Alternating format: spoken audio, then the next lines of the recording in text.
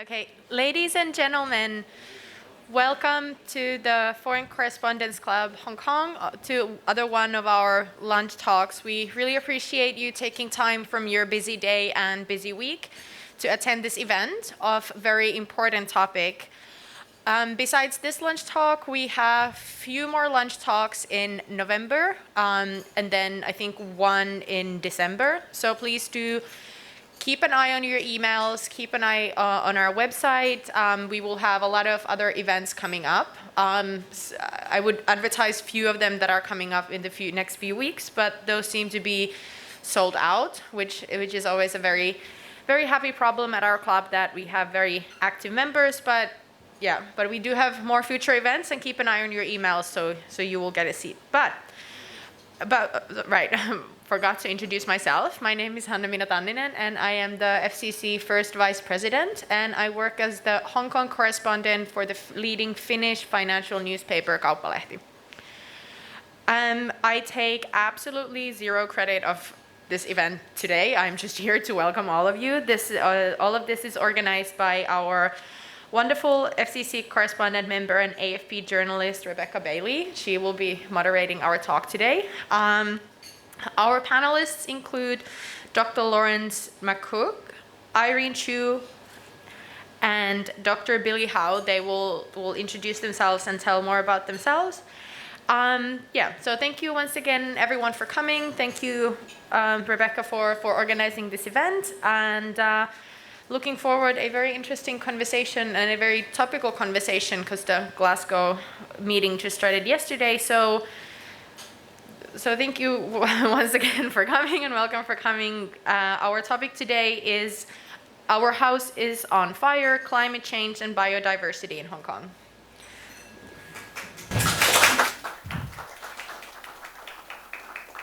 Thanks for that introduction, Hanna-Miina. Thank you to all of you for coming, and thank you to our panelists. Professor Lawrence McCook is Head of Oceans Conservation at WWF Hong Kong. Irene Chu is from KPMG, and Dr. Billy Howe is a terrestrial ecologist from HKU. So we've got a really interesting spread of people to get stuck into some really interesting topics today. So I just wanted to kick off, basically. Everyone knows what climate change is. It's top of the news agenda this week, of course, with COP26 kicking off in Glasgow. But we also wanted to talk about biodiversity today, which is a really important topic, just as important as climate change. I've found a quote from the Guardian's environment editor, which I think puts it into perspective. It says, "The air you breathe, the water you drink, and the food you eat all rely on biodiversity, but right now it's in crisis because of humans." So I thought we would just kick off by asking perhaps you, Lawrence, to start. Just for those who might not have heard the term before, what is biodiversity? Why is it so important? Well, thanks, Rebecca, and thank you for the invitation, and thank you to the club for hosting us.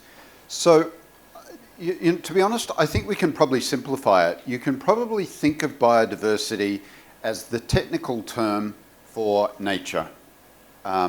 Particularly living nature is the critical aspect. So Billy's actually, in many sense, more of an expert in the technical aspects or the scientific aspects of biodiversity. But what we mean is bio means life, diversity means the variety. So it's the diversity of life. And scientists think about biodiversity at a range of levels, from biodiversity of habitats and ecosystems right down to genetic biodiversity of the differences between members of the same species. There is biodiversity from the bacteria and the viruses. We've all met a new virus in the last couple of years, right up to things like lions and tigers and elephants and pandas that you probably associate with WWF. As Rebecca said, the ecosystem services provided by biodiversity are fundamental to human economies and indeed human life. And we hear a lot at the moment, and it kind of concerns me as somebody involved, we hear so much that we tend to kind of tune it out. I mean, we've all stopped reading the COVID update in the newspapers, right? Because it's like, yeah, more COVID update. But it's really critical to understand that the climate threat and the biodiversity threat are existential threats for our species. And it's not optional to address them. So I'll stop there. I just wish to supplement by a small game. On your table, you have coffee, you're drinking your coffee, you're drinking your wine, you ate the tomato. Which ecosystem services do you think supporting these food items you're eating now? What's in common between coffee, wine, and tomato? Soil, one thing, but that's not really the services I'm talking about. No. What is coffee made from? Beans. So what is bean? Seed, right? Wine. What is wine made from? Grapes. What is grapes? Fruits and seeds, right? So all these crops we grow, they need tiny little pollinators to transfer the pollens so that you actually have them. So you go back home, open your fridge, look at the fruits you have, chocolate, vanilla, and so on. These all are fruits and seeds which require pollination. So a simple example like this illustrates the importance of biodiversity to you. And while he's coughing, I'm sure you heard of a drug called Tamiflu. What Tamiflu is for? We should have worn masks. For upper sort of infection, upper respiratory tract infection by viruses. The key ingredient that makes Tamiflu work is from a spice that Chinese have been using for ages. That is star anise. Okay? So again, biodiversity is supporting us in every aspect of our life. Now, these are just tiny examples. And if I can, if we can play a little ping pong here, so Billy was referring to pollination of the plants that we depend on for our food supply. So, you know, if all of you were to go home this evening and check your MPF or your investments or your bank accounts or something, and none of those would you actually see a rating on how the bees of the world are doing. But without bees to pollinate our crops, you don't have food, and without that food, it doesn't matter what's in your bank account. So I guess where we're trying to drive to is that the capital, the sources of those ecosystem services and goods that comes from nature, so there's a developing field of natural capital accounting. That capital is as fundamental to human well-being and human economics as any other form of capital. But it's not yet being incorporated into policy, governance, and business. Well, maybe Irene, you could pick up on that because you see this issue from the business side of things a lot more than most of us do. I mean, in terms of that issue of why biodiversity matters to business, to finance systems, do you think there's sort of awareness of that or growing awareness? So I don't think there's one single generalization of the situation would be fair, because I think different regions are having different progress in terms of the understanding and adoption of sustainable practices in their businesses. Obviously, Europe is well ahead of the other regions, but the Americas and also Asia regions are really catching up on how can you scale sustainable business practices. And especially sitting in Hong Kong, and most of you would be covering business columns and journals, is that being a financial center, sustainable finance is really picking up a lot in the past. Now that we're end of 2021, so the last 2 years, there's exponential understanding and interest in ESG or sustainable investments.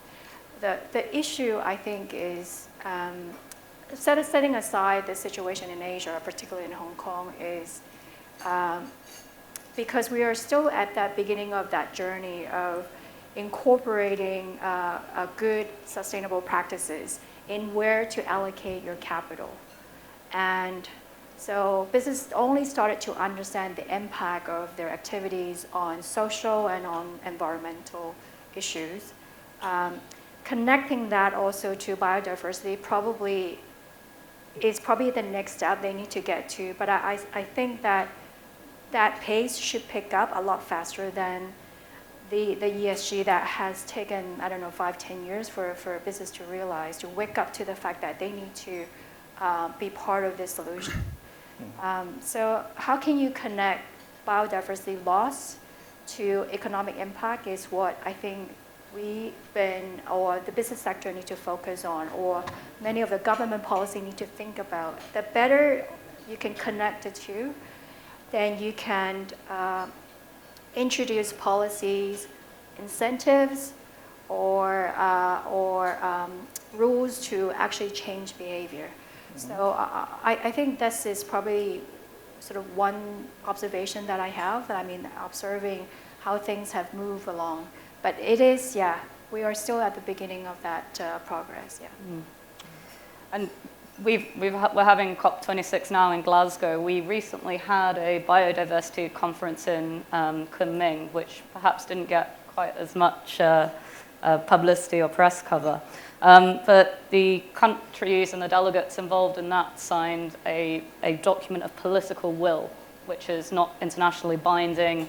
I mean, they are going to go back in April and hash out some more details in theory. But I mean, I guess, Lawrence, perhaps, like, what from that Kunming conference, was it sort of what you expected? Were you disappointed, or? Yes to both the above. I do want to emphasise. I mean, in a career like mine, you've got to be balancing pessimism and optimism at all times. I described optimism as part of my job description at one point.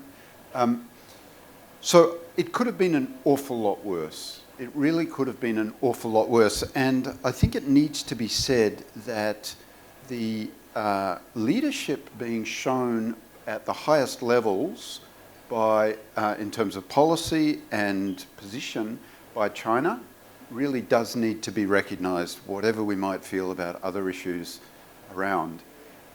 China is recognising the importance of ecosystem goods and services and incorporating them into policy, and accountability for natural capital is actually a part of policy now. So it could have been an awful lot worse, but it really desperately needs to be much better. And needs to be much more coherent, much more integrated globally, and much more trickled down through all levels of government, all levels of business. Do you guys think that big international conferences like this, like COP, like Kunming, like do they actually make a difference? I mean, you even when you have targets, they're often not met. I mean, the last biodiversity conference in Japan, they set 20 targets and none of them have been met. And you know, does it make it, if China has been leading in terms of, say, its domestic policies on climate change, does it make it even more disappointing that they haven't turned up to Glasgow? I mean, is it just political grandstanding? Can real change actually come from these things? Maybe Billy, if you want to take that first. I think they do. I mean, although it's not as good as we would expect from these international conferences, but they are making changes to the world in the sense that I started working on biodiversity in Hong Kong in 1991, and it's more than 30 years now. You can actually see people changing. And in all the education materials that you see, information generated from these conferences are actually going into schools and homes. And I would think governments, not our government, but all governments, they change after people have changes. I think very few government from the environmental protection side will actually take the lead in changes. So if more people changes, I would think it would change gradually. I mean, just like in the case of Hong Kong, if you look at social media, there are groups of people who are not ecologists or biologists. They go out to watch snakes at night. I'm not sure whether you are aware of a very hot group now on Facebook and on social media. It's called Hong Kong Snakes, initiated by an expert who is in love with reptiles. And then he generates lots of followers following him to appreciate snakes in Hong Kong. So these kind of changes are all sort of part of the results of all these conferences. Without them, people won't even talk about them. All right? Although we can expect more, but I do think they are important. Yeah, I would support that, Billy. The tragic fact is that we have largely failed to meet the HE targets for biodiversity conservation. That's a terrible thing, but without that conference, we wouldn't have had the targets to realise that we'd failed. So there wouldn't be that element of accountability. Now, I've not heard of any governments falling or CEOs of major corporations being sacked because of failure to meet the HE targets. Nonetheless, it's an embarrassment, at least. It does make people uncomfortable. So, not good enough, but better than nothing.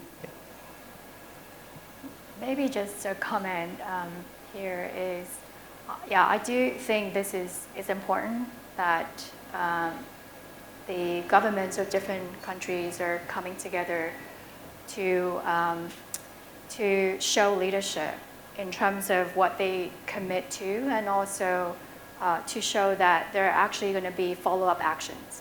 I mean, you can see that, okay, COP26 might be just conferences for 2 weeks, for 10 days, but there are many work streams that are happening, developing framework and policies, and there are many different organizations also created the past 5 to 10 years to actually bring private sector and public sectors together to jointly create some outcomes.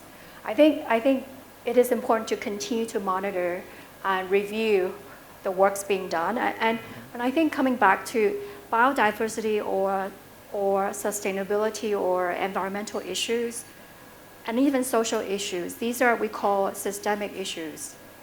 They're not something you can just quickly fix and see the change. You need systemic or consistent changes of behavior over time, and then you need many parties to actually work together. So one single party cannot actually effect the change we need. So I actually think that the past 2 years, because of COVID, there are a lot more awareness and urgency to act, because people do associate the pandemic with climate change.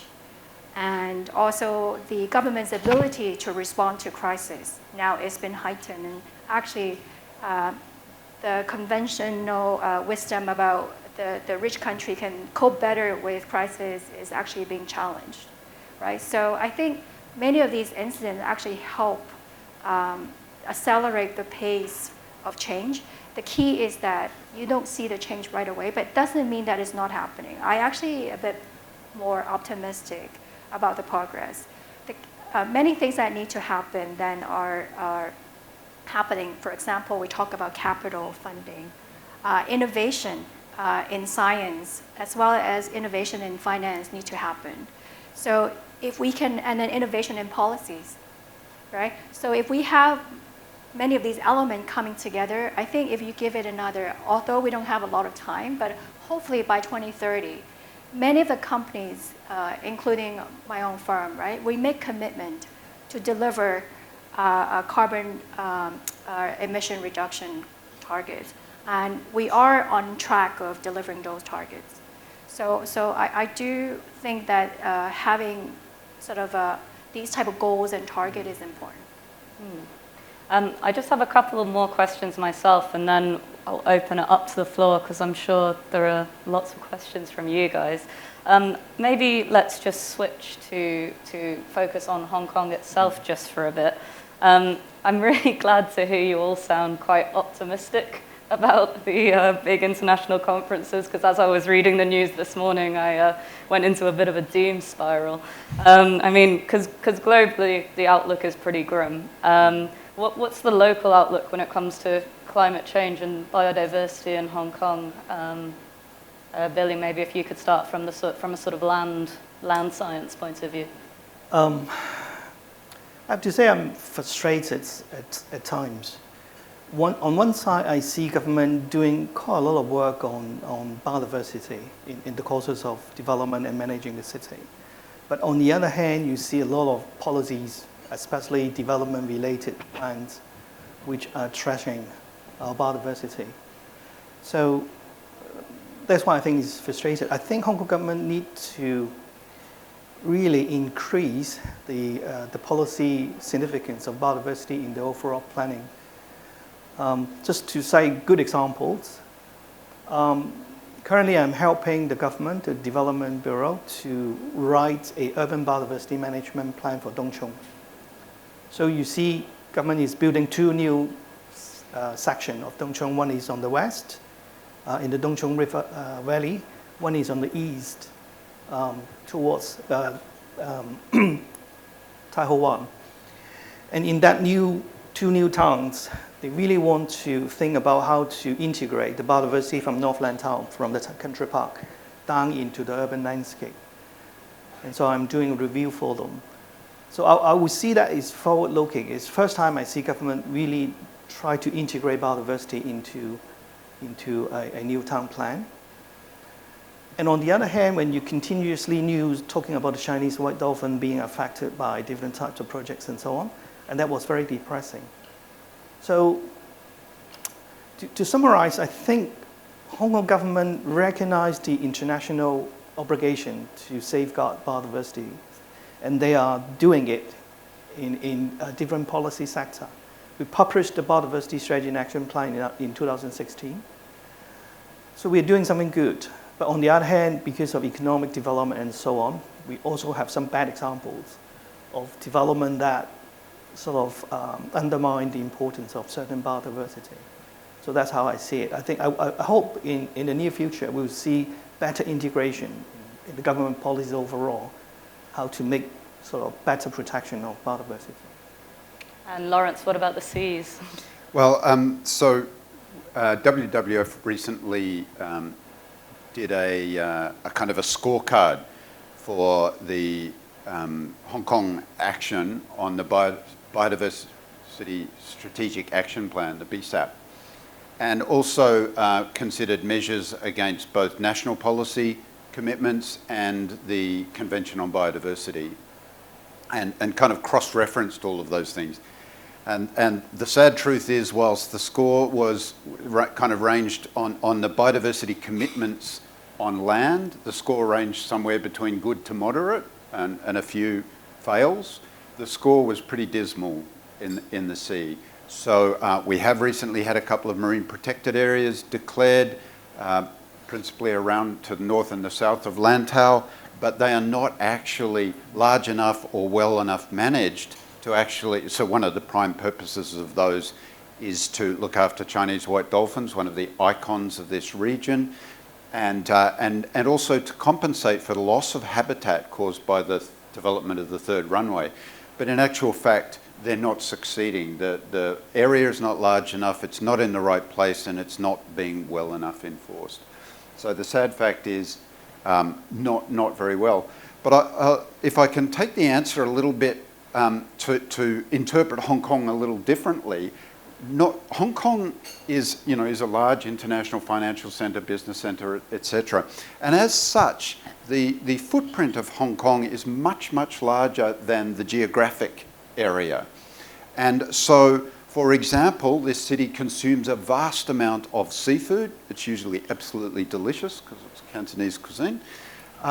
But we are a trading hub and consumers of seafood from something like 270 countries around the world. And much of that seafood is not harvested sustainably. So we have a responsibility for our footprint globally.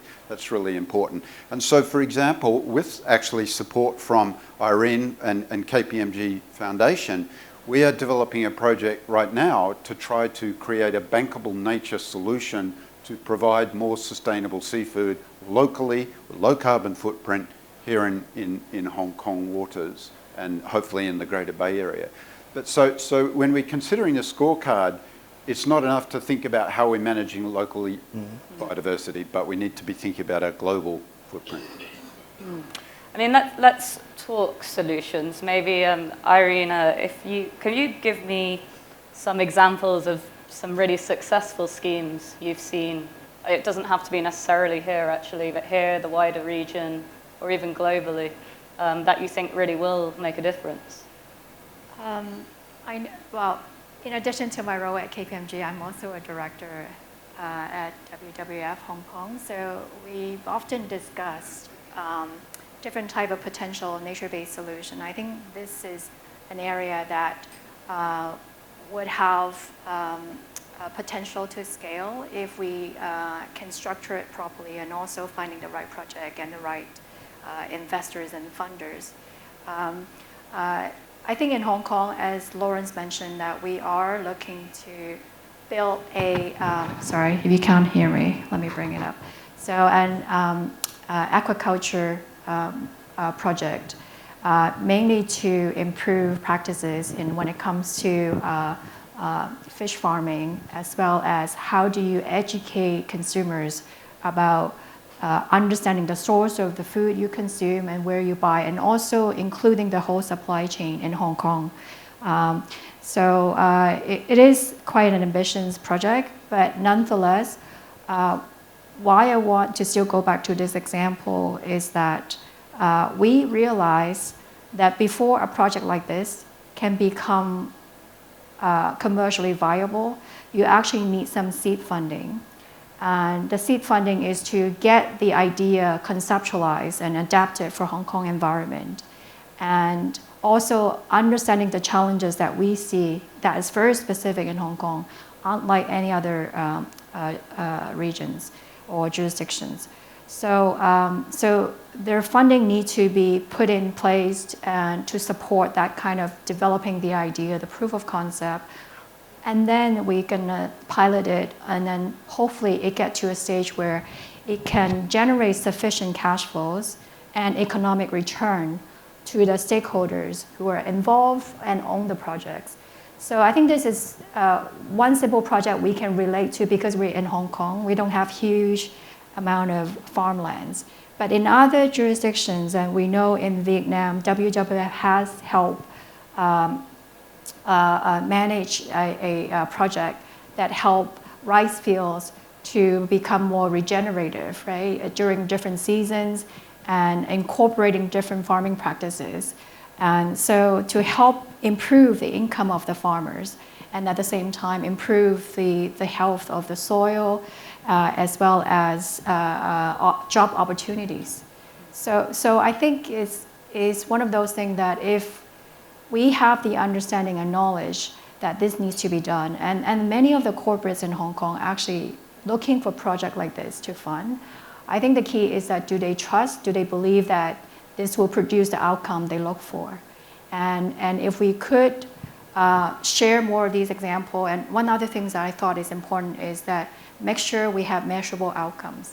So when we design this project with WWF, we often go through what are we looking to change? What are the outcomes that we look at delivering? And if we can continue to measure that, then you build that trust, and hopefully you get the private sector interested in helping to fund. Rebecca, I'm sorry, and to the audience, I'm sorry. I had a scheduling conflict this afternoon, and basically hadn't realized that my next appointment actually requires me to leave here now. I thought I could finish the event. So with apologies, I'm going to have to leave now, but I leave you in very capable hands. So thank you. So if you would like to follow up on anything with WWF, please reach out to Rebecca. She can put you in touch with me. So. In the meantime, do we have any audience questions for Irene and Billy? Well, Billy, I wonder if you could give me an example of a scheme. Again, it doesn't have to be in Hong Kong. Question. Oh, question? Oh, sorry. Oh, no, please, after you. Hi, I'm Philip Wickery, and I'm the director of our Anglican archives right across the way. Church bodies all around the world have also made a lot of statements about the environment and biodiversity. And often the result of these is not much, as you have said, but at least it brings to our attention. What advice do you give to churches and religious organizations in Hong Kong who would be interested in promoting awareness or action on the environment or biodiversity? Thank you. Personally, I know YMCA have youth program on biodiversity by forming youth groups and then arrange learning opportunities, inviting teachers from university to interact with them on field trips and so on biodiversity. I think church has a lot of foundations, and they could actually support more youth work with respect to biodiversity awareness type of things. I would personally like more sort of field-based education programs. So you actually take the young people out to the field rather than sitting in a seminar room. That would be more effective. And there are quite a bit of organizations in Hong Kong now who are capable of arranging field-based education programs. And I think the foundations in church should look into that area. Secondly, churches in Hong Kong, I would think, are rather substantial land holders. They own quite a lot of properties in Hong Kong, whether in town center, like in Central here, or also in the new territories. They have a lot of satellite facilities, campsite, and so on. And I think they should pay more attention to what we've been talking about, urban biodiversity, how to integrate appropriate plantings within their premises, within their gardens and parks. And there are good examples of butterfly gardens in urban area. By planting the right trees and shrubs, you attract butterflies who come into your garden. In the countryside centers of the churches, they can actually do more substantial changes by planting more trees, setting up bigger green areas in their landscape to integrate with the countryside. I think that these are the two angles I can think of. So maybe just a quick comment on this question. Thinking about how we talk to our clients on looking at creating impact, right? I think you mentioned that you provide funding to different projects, but you don't know the impact it has or what changes it has created. I think typically is at the start of the beginning when you are dedicated some funding or capital to support for environmental causes, make sure that, the leadership team, the board, have a good understanding of, do you have the knowledge of what kind of issue you're trying to address? Who would be the good partnering organization you could work with? Typically, it would be the NGOs, environmental NGO, but also university. Sometimes you might want to fund a research, right, rather than funding a solution. And then I think with that good understanding and direction, then you can have some sort of planning as to who you want to work with.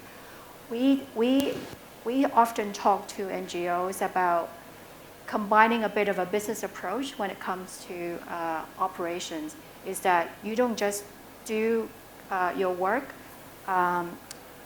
just for having a vision and mission, but you actually need to actually have measurable outcomes. So I think it is important that when you decide and screening and vetting a project you want to fund, to talk to the organization you work with to set out what are the changes you're trying to drive and how can I know that these changes are happening. Even though the changes are going to happen over time, 2 to 3 years. The project that we're supporting, WWF, is going to take multiple years. And we understand that, but we set out at the beginning what are some of the milestones we need to achieve. I think that will give you and also your board the confidence that this is the right project to continue to work to support. We've got 2 questions. Is the microphone there? We'll have you first and then you in the blue shirt afterwards. Thank you. Hi, my name is Shirley. Given the massive development going on in Dongchong, and you just mentioned about the Chinese dolphins, so if you were to make a suggestion, or like 3 suggestions to the CE, what would you suggest to save the dolphins? I have made a suggestion before, which is actually a consensus among the marine scientists in Hong Kong. If you know the geography, you know Shazhou and Longguzhou, which is on the north, okay? And then down you have Lantau Island, and then the Sokos. So we've been suggesting that the dolphin concentrated area, which is from Sokos all the way via West Lantau, Tai O area, up to Shazhou and Longguzhou, based on the data, all the hotspots area should be designated as marine reserve. You know, in Hong Kong, we have 2 types of marine protected areas. One is marine park, one is marine reserve. Marine reserve is more stringent in terms of control. So even entry is subject to control. So for the hotspot area, we should set up marine reserves, and all the sea linking these marine reserves should be designated as marine park. Then we have a big, huge waters area, which is set up for the Chinese white dolphin. And these suggestion has been published. I think WWF actually made the same suggestion as well, because it's based on the same group of scientists from Hong Kong and elsewhere. And I think government knows about it. It's a determination problem, whether they would do it. Well, there are all sorts of issues. They concern about marine traffic, because if you set up nature reserve, you may have to redirect some of the marine traffic. For example, the high-speed ferry running from Sheung to Macau. Now, in the past, I think that was difficult, but with the Hong Kong-Zhuhai-Macau Bridge, the ferry is pretty much redundant for me, right? So when after COVID, if everything goes back, I think that there are rooms to redirect that high-speed ferry so that we can set up marine reserve linking up Soko and Lantau. Currently, the ferry goes through between Soko and Lantau, which is the major sort of high activity area of the Chinese white dolphin. So, I mean, in the past, there are considerations like this, but I think we can change. We had another question over here. Maybe I just could, maybe I just go back to you asked the question, what's a successful model for making conservation? I just would add a comment here. Regulation is a necessity, I think. The most successful program, I think, is the carbon trading program that was established in 1997 in Europe. It put a price on carbon emissions, and as a result of putting a price on carbon emissions, people start to optimize because they have a cost to pay for it. A lot of the countries in the world now, the United States is discussing a carbon tax.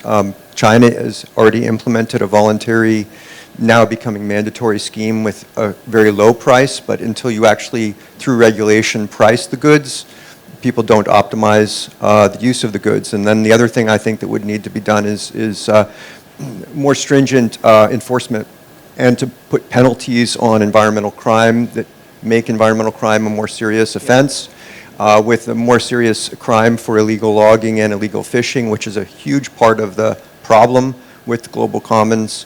You would have people paying more attention if they knew they were going to have a serious consequence, not just a small penalty, but actually go to jail for so those are 2 examples of things that are being done that I think probably need to be propagated in a wider array of countries. Yeah. So I'm just interested. I agree. I think carbon trading is going to be the main thing that help corporate to achieve the carbon neutral they declare.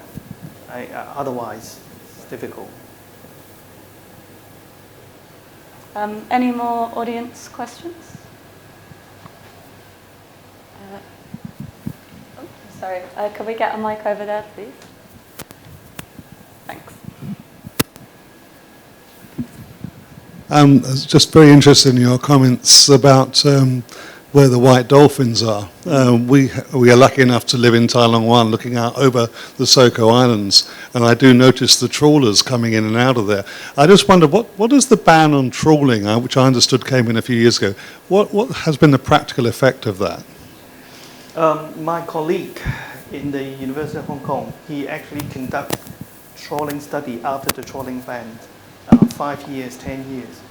And there were pretty good recovery on benthic species. And overall, the diversity, abundance, and weight of the fishes are increasing over time. So banning trawling is positive. But at the same time, we noticed there are still illegal trawling in Hong Kong. Some of them may be local, some of them may be from mainland China. So there is a need for better enforcement. But on and off, you still see people trawling. If you're in the sea, if you know you are in Hong Kong water, wherever you see a boat with 2 big beams going out, carrying a net, call the AFCD or police. That must be illegal because trawling is banned completely in Hong Kong. You shouldn't see any trawling, except for scientific research. If they're doing it, there will be a big banner saying they're from which university, doing experiment and so on.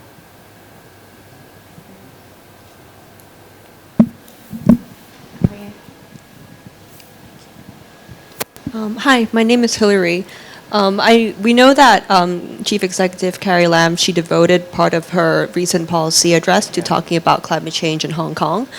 So she touched on things like the coal plants on Llama Island and how to make how to improve energy conservation in buildings. So what do you make of what she said during the policy address? And do you think it's moving Hong Kong in the right direction? I would say yes, because the main carbon footprint from Hong Kong is actually indoor electricity inside building. So government put a lot of emphasis on electricity generation, how we switch to green electricity, not from carbon. How would we improve the energy consumption inside building? So these are the 2 big bills in Hong Kong. So that's why they're targeting effort mainly from these 2 perspectives. 2 other policies they're going to use is to switch from fossil fuel vehicles to alternative fuel. And the last one is to ditch all the landfills, which emit methane and other gases into the atmosphere. And they use high-tech, so newer generation incineration to save that problem and turn part of the waste back into energy. And that's the 4 basic things government will do. Personally, as a forester, I'm a bit disappointed that the landscape in Hong Kong, the forests we have, are not taken into consideration. And I think they should. Research results have shown that for natural forests in Hong Kong, like those in the peak, each hectare is storing 142 tons of carbon, just on the tree, not the soil, not the underground part, just the above ground part. So it's actually quite a substantial figure. And at that, the current vegetation cover in Hong Kong is actually over 70%, because the developed area covered in concrete in Hong Kong is around 25. So we actually have substantial area that we can use to capture carbon. And you don't actually have to plant trees at every inches of the land. You can capture nature's power of forest regeneration. All you need to do is to control fire better. If you control hill fires, forests could regenerate better. And the carbon stored through the regeneration of forests is free. And I think government should do that. And the benefits of more forests on the hillside is better for biodiversity. It's better for air, because trees will purify the air we breathe. We have better water in our reservoirs. So there are multiple benefits. All we need to do is just to control fire. Irene, what did you make of the policy address? Well, I think it's certainly a step that they should have taken a long time ago. So it's taking them this long, but nonetheless, we are where we are right now. I think it is moving into the right direction. I think currently, because of the urgency of reaching the climate goals, they need to tackle the major source of CO2 emissions. So I can see where they're coming from. I can also say that, for example, when Billy was talking about biodiversity wasn't really highlighted as one of the key solutions. I actually think that the whole of Hong Kong, if we want to reach our goal, and in addition to all the companies that are based in Hong Kong or have operation in Hong Kong that have made similar climate goals, actually would need not only the source of energy becoming renewable, but also they probably need to look for carbon offsets. So carbon capturing solution actually would have a big market if we can make sure it's well structured with the right policy, and also the data could be verified, and so that make sure that these are verifiable carbon capturing projects. Then I actually think that the private sector could help deliver that climate goals. Thank you.